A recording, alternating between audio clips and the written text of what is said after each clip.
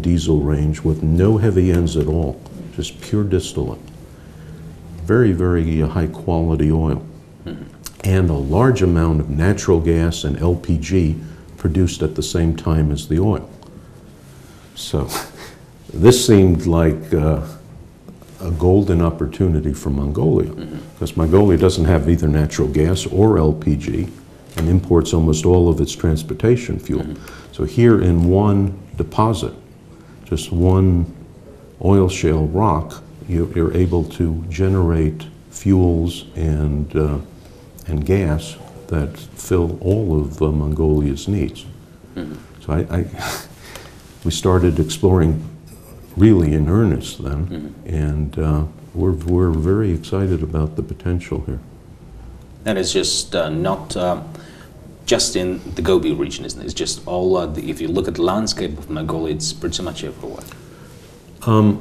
The basic trends were there were a set of rift valleys that went east-west across the country. They filled in roughly around 130 million years ago, and the climatic conditions seemed to be very widespread. So it was really a wonderful period for the generation of this organic matter that filled up these lakes. But then after that, there was a set of tectonic movements that squeezed the lakes so that not all of them stayed high quality. So the exploration of the basins, of which there were many, many here in Mongolia, it's going to take a while. But my company is really experienced at doing that. So we'll be evaluating which are the best basins in which to produce oil from. In terms of reserves, how much of the reserves, if you look at it honestly speaking, based on your studies, how much of the reserves are actually recoverable? That actually makes economic sense. You know, not that doesn't cost that too much, but you know, from a business perspective. I don't know the answer to that yet, but that is very high on our list of things to do. You should bear in mind that for Mongolia's needs, just 1 or 2 billion barrels, which is something of the order of a square kilometer of rich oil shale, is all you need. The oil shale is the densest fossil fuel reserve on the planet. When you find it, it comes in very thick layers. So here we found 300 meters of thick oil shale. And that means that a production pilot of 50,000 barrels per day, which is more than Mongolia needs today, but let's say Mongolia's needs will grow with time, so we do the first commercial project at 50,000 barrels per day. That only uses up 1/10 of a square kilometer per year. 1/10 of a square kilometer. I mean, that's like that. So, and the reason it is because it's so rich and so thick that it really is, you don't need a lot of it. Now, once we have that production online and Mongolia is energy independent, the question then is, how much do you want to export? Because you have a natural market to the south in China, desperate for fuels, and you have so much oil shale here that I would imagine after we get our first production pilots going for Mongolia, that we'll then move into an export mode. So in a sense, the message is it doesn't really matter how many hundreds of billions of tons of rich oil shale you have. You have so much that you're going to be energy independent and you're going to be a major, major exporter. And it's going to happen soon because it doesn't take a really big effort to do the in situ technology. It's been done for a long time. The drilling is well known. The heating technology I've developed over 30 years, and it's something that will go quickly here. And in terms of, let's say, from today and up until the point where the production starts, how many years are we talking about? Practically speaking, of course. We're talking about around 2019 would be the first stage of our first commercial project. So we would be producing 2,000 metric tons of oil by 2020, and then we'd step up to 4,000, 5,000 metric tons a few years later, 2 years later, and then to 6,700 metric tons per day by 2026. And that's the equivalent of 50,000 barrels per day. And when I say fuels, I'm talking about gasoline, jet fuels, and diesel, and the corresponding natural gas and liquefied petroleum gas. So about 2/3 of the production is as liquid transportation fuels and about 1/3 as gaseous fuels. Now the natural gas, of course, is great for heating, reduction of CO2, and for making electricity. The LPG is something that's very hard to import, but we should be making it at very low prices, so we'll make that available in the country, and that will dramatically lower the CO2 and smog and particulates that you get from burning coal, for example, in a gare, and then all the transportation fuels. So in a sense, this is really the answer to many of Mongolia's problems, from both the environmental aspects and the economic aspects, the jobs that we'll be creating here. There's about, we think we'll have approximately 5,700 jobs created in this 50,000 barrel per day production.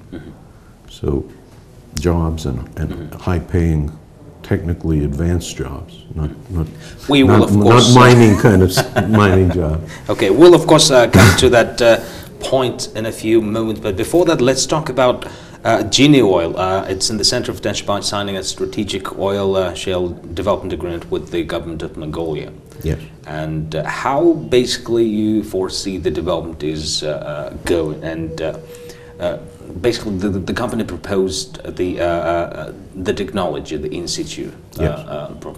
What about the technology? Can we honestly say, look, now we had the discussion with the government, sit down, they understand us, you understand them, and the technology is there. Can we understand that everything is settled then? Well, we have signed a joint exploration agreement with the government. It's over approximately 20... The reason I'm asking this question is basically, is that if there is anything that is holding the process back, or there is something that is proven to be more challenging. Because you see in Mongolia where there is investors, there are investors basically looking to explore further opportunities, but the government understands and sometimes they don't.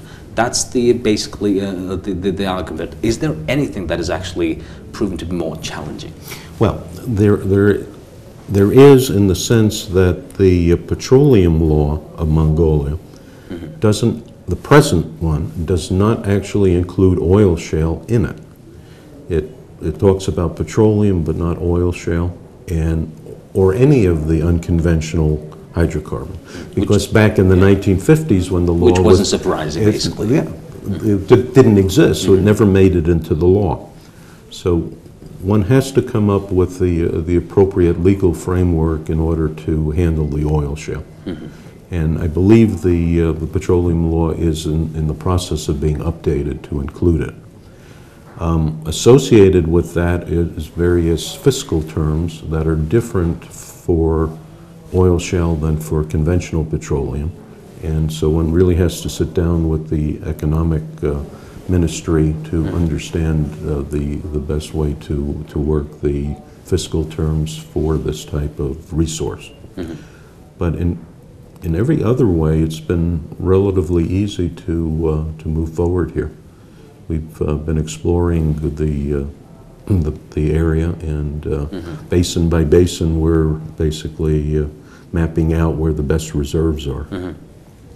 And in terms of, I'm just not trying to create a hype or anything that is surreal, basically.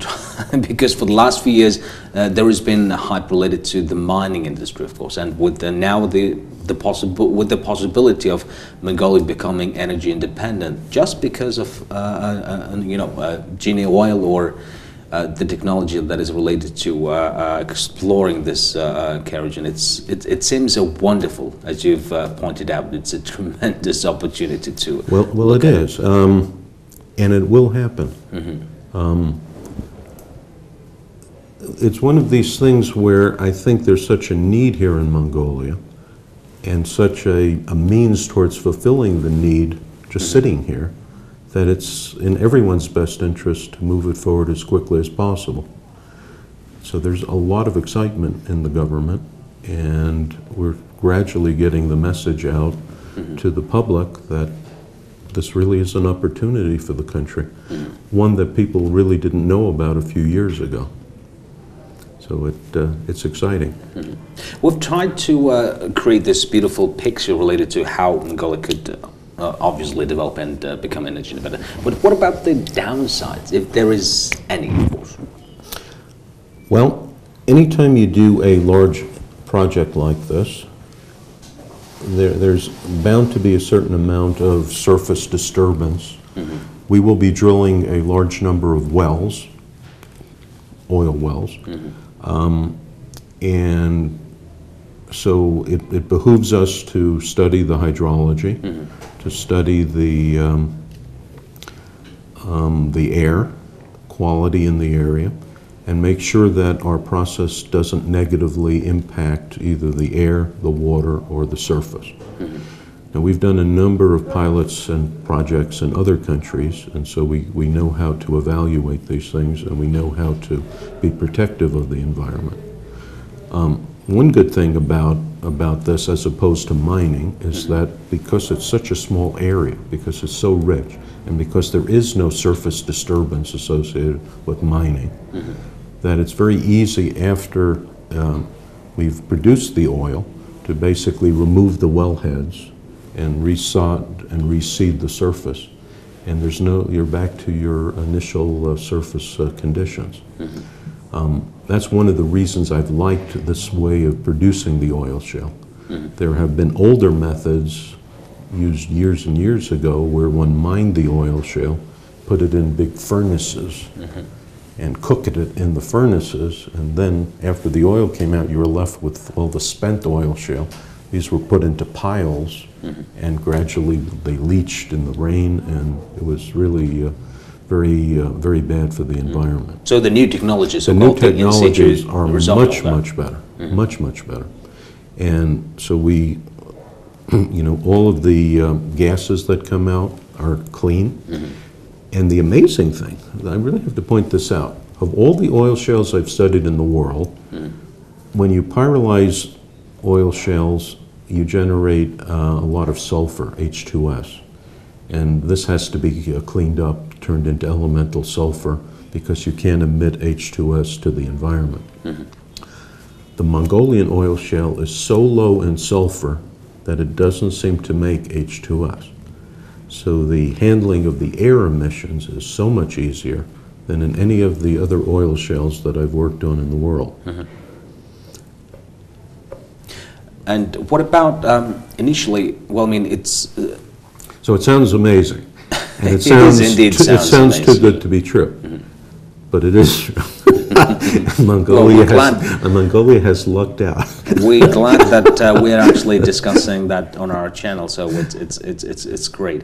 And well, I mean, the question I'm interested in is that now we have this, too good to be true reserves in Mongolia, and the technology that is promising and again, very good. But what about the funding, for example? How much of the external funding and financing you're hoping to bring in, basically? So, because if you look at the size of the project, it is too big to handle. Well, it is and it isn't.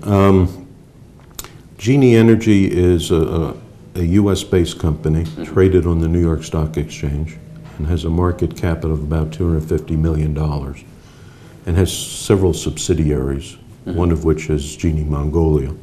But there's also the AMSO is a subsidiary, and it's working on oil shale in Colorado. There we have a partner, a 50-50 partnership with the French company Total. And we also operate in Israel. And we have a number of partners so that in the early stages, that is the pilots and the first phase of commercial, we probably will be entirely self-funded. In later phases, we will need some capital because the 50,000 barrel per day project will require roughly about $1 billion to get started. And over a period of like 30 years, one would have invested about $4 billion. But the cash flow comes relatively quickly, so that your negative cash flow never dips below about $1 billion. So that's basically what's needed for the main project. And the goal is basically to partner and to raise the capital to do that. I don't think it's going to be difficult. The economics are very compelling, and the reserves are so large that I think after one does the demonstration pilot, and it's clear to everyone the quality of the oil and the recovery efficiency and the lack of environmental damage associated with it, I think the funding will be relatively easy to develop at that stage. Are you not worried about that at some point the feasibility study would come out negative in terms of its whether it's to do with the environment or whether it's to do with the workability of the project or anything? Well, I sure hope not. Am I worried about it? The answer is no. I've been through enough of the projects already to know that this is not on the lower side of the oil shale developments. This is the highest. This is the best